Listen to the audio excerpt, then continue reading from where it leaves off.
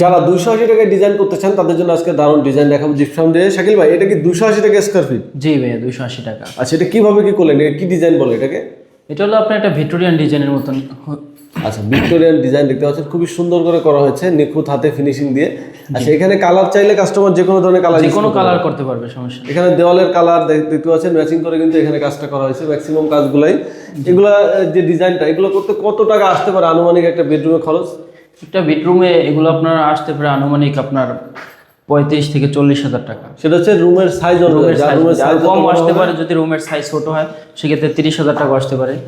Next আমরা আরেকটা bedroom দেখাচ্ছি, দেখেন এই বেডরুমটা কিন্তু এন্টিক কালার দিয়ে করা হয়েছে। ওটা ছিল হচ্ছে নরমাল কালার, মাল্টি কালার, এটা হচ্ছে এন্টিক কালার দিয়ে করা, সম্পূর্ণ এন্টিক কালার দিয়ে করা। এই ডিজাইনটা কি ডিজাইন?